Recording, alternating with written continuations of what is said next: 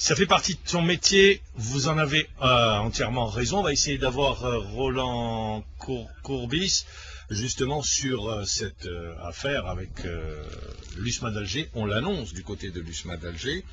Monsieur Courbis, on avait annoncé Peruzovic, l'ancien entraîneur de la Yougoslavie, qui avait fait d'ailleurs la Coupe d'Europe 1976 avec la Yougoslavie, et qui avait été éliminé en demi-finale par la RFA de l'époque. On l'a annoncé également, il est passé par la Tunisie, il est passé également par l'Olympique de Marseille, il a été sur le banc à un moment donné, et aujourd'hui on annonce du côté de l'USMA, il était là la semaine dernière. Finalement il semble bien que les dirigeants ne soient pas arrivés à un accord, donc il y a d'autres pistes qui sont activées. Il y a celle de Courbis, il y a celle de Cavalli, mais elle ne semble pas très sérieuse. On annonce également l'arrivée d'un entraîneur, d'un autre entraîneur croate, où il y aurait des contacts très avancés. Voilà où on en est, et également avec le français, le chantre. C'est pour vous dire où est-ce qu'on en est aujourd'hui. Alors nous avons Monsieur Courbis qui est avec nous en direct. Monsieur Roland Courbis, bonjour. Oui, bonjour. Heureux de vous avoir en direct avec nous. Alors Monsieur Roland Courbis, c'est réciproque. Merci. Monsieur Roland Courbis, question évidente, où en sont les contacts avec l'USMA d'Alger? Disons que bon, on est dans une situation où je pense que prochainement on se rencontrer pour pouvoir un petit peu discuter de l'éventualité d'une collaboration, d'une cohabitation, c'est-à-dire de ma venue. Bon, aujourd'hui, ce qui est tout à fait logique, les responsables de l'USMA se renseignent sur plusieurs cas possibles.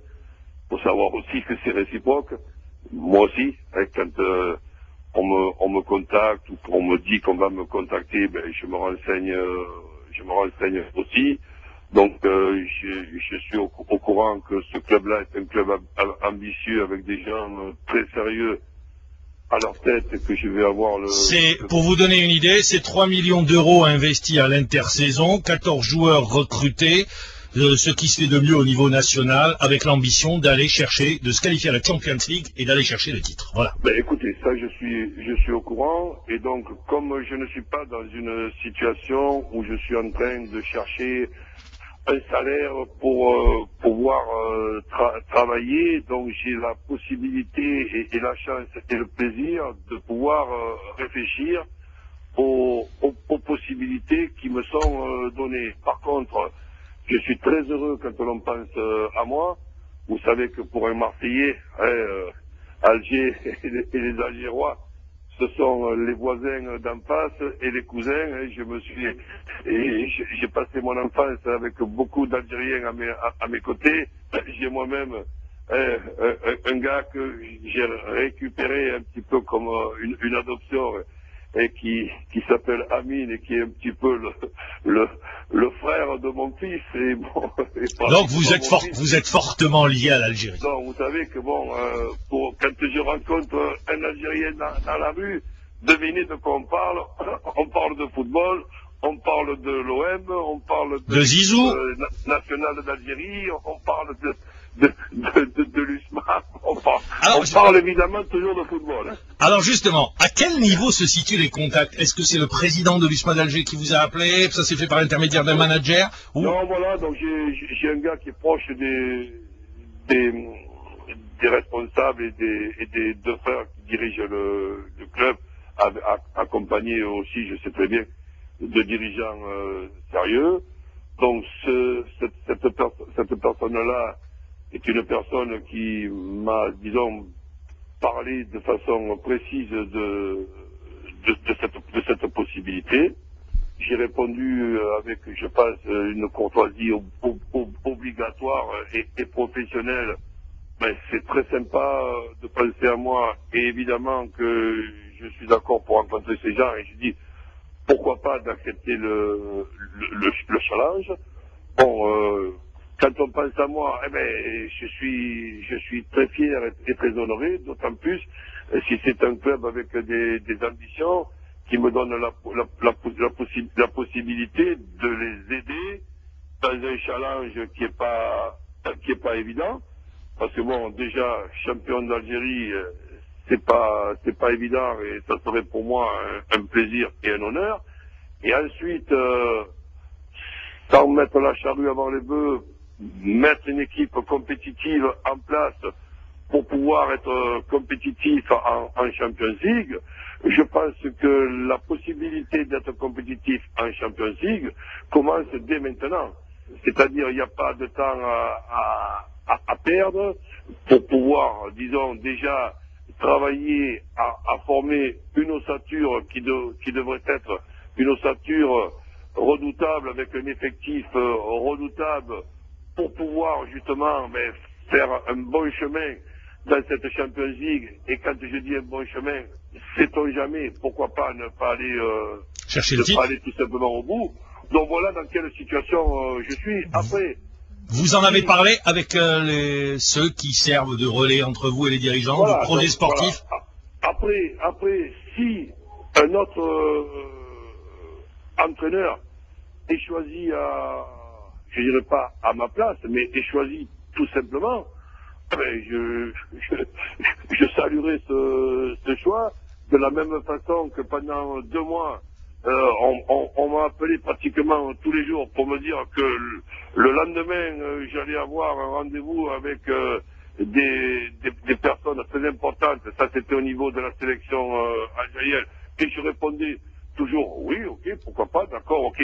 Ça a duré 2 mois et Vaïd Alilozic a été choisi.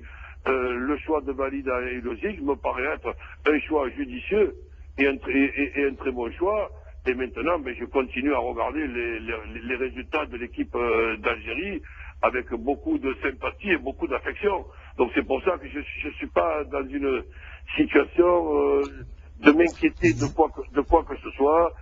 Si on doit si ça doit se concrétiser, ça se fera, vous le dites.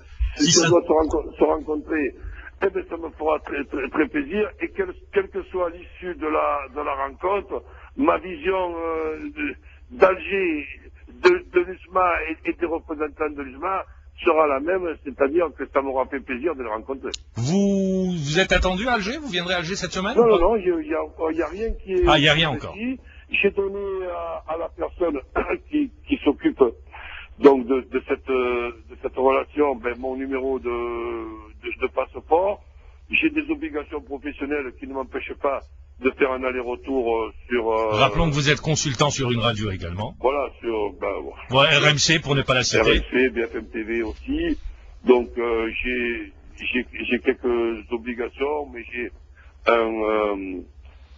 un directeur qui sait qu'à tout moment, je peux accompagner une sélection, comme ça peut être le cas avec le Niger pour la CAN, ou que je peux reprendre un club quel qu'il soit.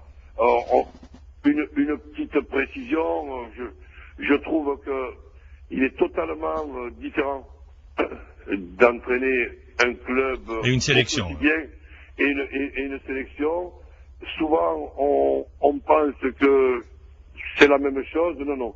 C'est pas du tout la même chose. C'est sûr qu'on est toujours dans le football, mais pour moi ce sont 2 métiers totalement différents. Et je trouve le métier de sélectionneur, je dirais pas plus facile, mais beaucoup moins difficile que le métier d'entraîneur de club. Qui plus est, quand c'est un club avec des supporters, des gens qui ont envie de réussir, des gens passionnés. Mais bon, ça, c'est peut-être aussi pour ça que on pense à moi, parce que je préférerais avoir 20 ans de moins, mais je pense encore avoir suffisamment de force pour pouvoir encore entraîner une dizaine d'années. Et si un club veut profiter de mon expérience et des connaissances que je peux avoir, sincèrement, c'est difficile de parler de soi-même, mais je pense pas que les clubs qui m'ont employé étaient mécontents. Et en plus de ça, j'ai toujours su arriver dans un club, j'ai toujours su partir d'un club en très bon terme, parce que le football, vous savez, c'est quelque chose de simple et de compliqué, c'est quelque chose de très fragile. Ça peut marcher 6 mois, ça peut marcher 1 an, ça peut marcher 2 ans. Et comme ça peut également ne pas marcher du tout. Et après, malheureusement, ça peut aussi ne plus marcher. Et là, il faut automatiquement et obligatoirement se séparer. Mais il y a des séparations qui se passent de façon plus sympa et moi ça a toujours été le cas. Merci Roland Courbis d'avoir été avec nous en direct et toujours cette passion du football qui vous anime, qui nous anime. Merci. Eh bien voilà, donc on a... Je salue tous les passionnés de football. Merci une nouvelle fois. Je le rappelle, vous étiez avec nous en direct pour justement parler de cette éventualité de vous voir à la tête de l'USMA d'Alger.